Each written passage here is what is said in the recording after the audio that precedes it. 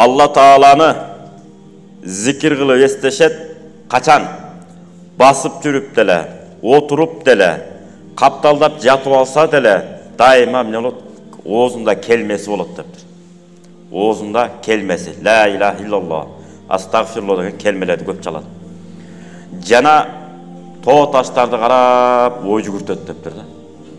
Мынтип, кээде бири-бирибиздин байлыгыбызды карап, бири-бирибиздин жашообузду карап ой жүгүртүп болуп атпайбызбы? Бул дагы эгерде тиешеси жок болсо, эч кандай бир нерсе муктаждык болбогондон кийин сиздин кызыңызга кудабы түшүп келип атса, анда бала ким экенин бир байкап коеюн деп, булар кимдер экен деп ой жүгүртүп карасаңыз болот. Анан жок, эч кандай тиешеси деле жок.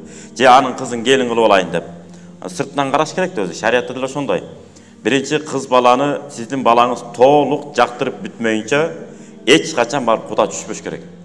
Анткени сиздин балаңыз ал кызды жактырбай калышы мүмкүн. Ал кыз жактырып калышы мүмкүн. Ошо кезде кызга катуу тийип калат экен. Жок, биздин балабызга жакпай калыптыр. Кээ бир ушундай адамдар болот экен. Мал карагансып эле. Сенде кыз бар экен, биздин баланы сүйлөштүрүп келели деп эле. Кирип барат экен, кадимгидей. Макул анда деп анан тигиде көңүл адам жүзү ысык да, макул деп тааныштырат. Тааныштыргандан биздин балабызга жакпай калыптыр деп.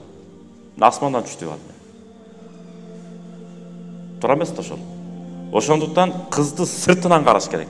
Сыртынан териштирип, бүтүп, ата тегин баарын териштирип, бүтүп, иликтеп, жиликтеп бүткөндөн кийин бала болду, мен ушул кызды алганга даярмын дегенден кийин анан кийин жолуктуруш керек. Асаду заужайн фил алам деген китепте келет ушул маселе. Ошондо анан кийин кокус кыз жактырбай койсо деле, бала деле капа болот. Бирок кыз сынгандай сынбайт да. Бул товар эмес да, бул мага үй эмес да.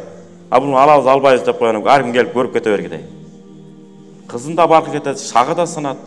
Ошол үчүн эң негизгиси сыртынан жактырып бүткөндөн кийин анан эми кызыбыз менен сүйлөшүп көрөлү, байкап көрөлү деп шариятта деле ошондой баланча сени сурап атат. Мына көрсөң болот, моундай экен, бул мындай экен деп убакыт сааты келгенде. Бул да эмне болот экен? Даанакерлик.